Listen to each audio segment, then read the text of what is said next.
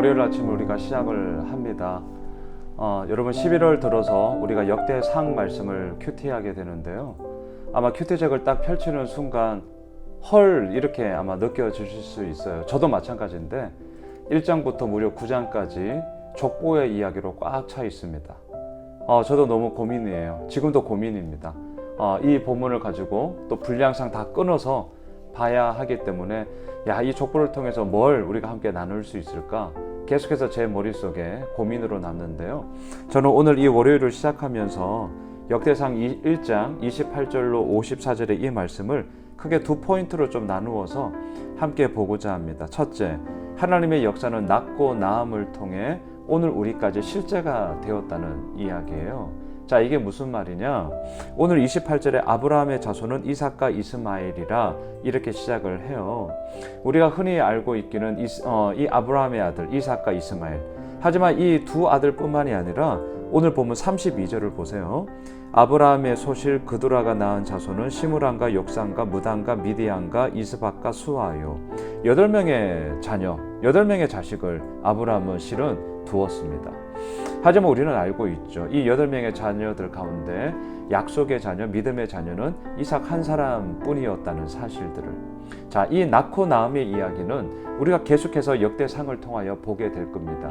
하지만 이 낳고 낳음의 생명의 역사가 결코 불신의 역사, 무너짐의 역사, 멸망의 역사가 아니라 생명의 역사가 될 수 있는 것은요, 그 가운데 하나님의 역사의 흐름이 그 후손들을 통하여서 그 하나님의 약속이 이루어지는 것이고, 또한 그 약속이 흘러 2020년 11월 2일을 살아가고 있는 우리들에게 하나님의 택하심으로 인하여 구원받은 백성이 된, 구원받은 자녀가 된 우리들에게까지 흘러오고 있다라는 사실들을 발견하게 되는 것이죠.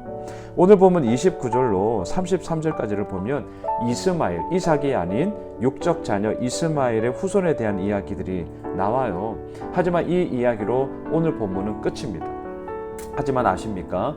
이삭의 자손은요, 오늘 보면 34절로 계속 이어지죠. 보세요. 아브라함이 이삭을 낳았으니 이삭의 아들은 에서와 이스라엘이더라. 이스라엘은 야곱의 또 다른 이름이죠. 그 약속은 어디로 계속 흘러갑니까? 에서가 아닌 이 야곱을 통하여서 흘러가게 됩니다. 이 에서의 아들에 대한 이야기는 35절로 42절까지예요. 하지만 이제 우리가 내일부터 보게 되겠지만 이스라엘, 야곱의 이 약속의 자손은요, 무려 역대상 2장부터 9장에 이르기까지 엄청난 분량의 이야기를 우리가 이제 보게 될 겁니다. 무엇을 얘기해 주는 것이죠? 육적인 자녀들의 그러한 풍성함과 부요함이 분명히 있습니다. 하지만 그러한 풍성함과 부요함을 뛰어넘는 하나님의 믿음의 유업을 이은 약속의 자녀들에게 부어주시는 하나님의 그 풍성한 은혜가 훨씬 더 크다라는 것을 역대상 말씀은요, 분량의 차이에서부터 우리들에게 보여주고 있어요. 우리는 이런 좀 질문을 할 수 있을 거예요. 왜 에서가 아니라 야곱이었을까? 우리가 내일 본문에서는 이런 고민도 하게 됩니다. 왜 야곱의 12아들 가운데 유다가 메시아가 태어난 후손으로서 그 계보를 이었는가? 이런 질문들이 이제 계속 나오게 될 거예요.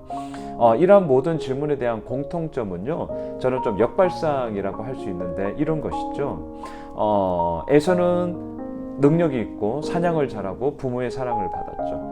하지만 반대로 야곱은 완전히 반대지 않습니까? 돈을 좋아하고 여자를 좋아하고 또한 그 자신의 그것을 이루기 위해서 속이기까지 하고 죄악 덩어리죠.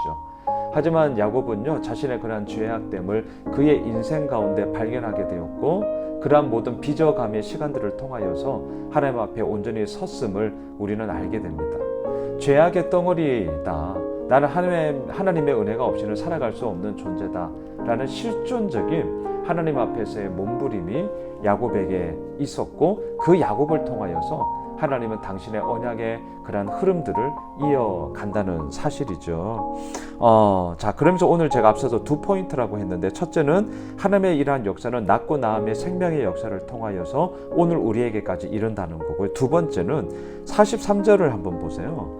이스라엘 자손을 다스리는 왕이 있기 전에 에돔 땅을 다스리는 왕은 이러하니라. 그러면서 오늘 본문 53절까지 에돔은 누굽니까? 에서의 자손들이죠. 그들이 한 족속을 이루어서 한 나라를 이루어서 무려 이스라엘의 왕이 있기 전에 대략 시기적으로는 900여 년 전에 이미 에돔은 왕을 옹립하면서요 왕권 중심의 시대를 이루었습니다. 뭘 우리에게 얘기하죠? 두 번째, 세상의 그런 육적인 가문들도 훨씬 더 빠른 발전과 또한 발달을 통하여서 더 많은 풍성함들을 이루고는 있더라는 거예요. 하지만 이것이 뭐냐? 끝까지 봐야죠.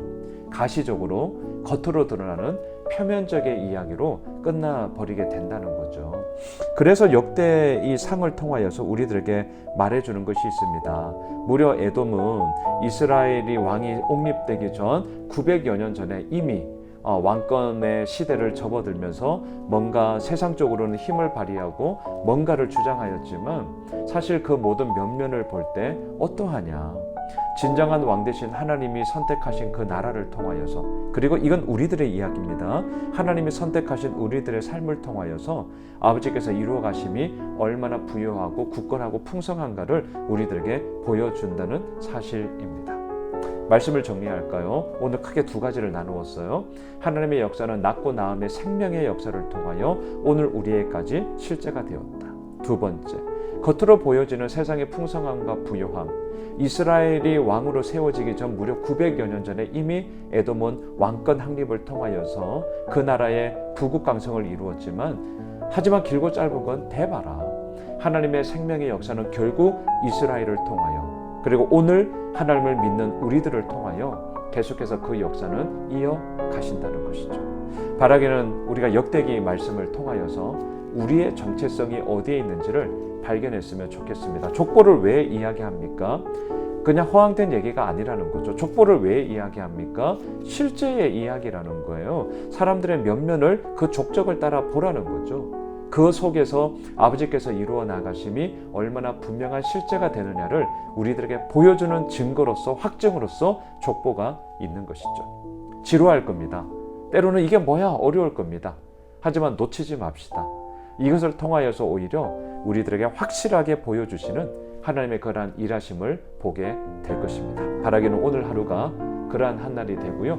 하나님의 역사하심들이 우리들의 족적을 통하여서, 더 나아가 우리들의 자자손손을 통하여서 흘러가게 되는 주의 은혜가 있는 그러한 복된 월요일 한 날이 되시길 주님의 이름으로 축복합니다.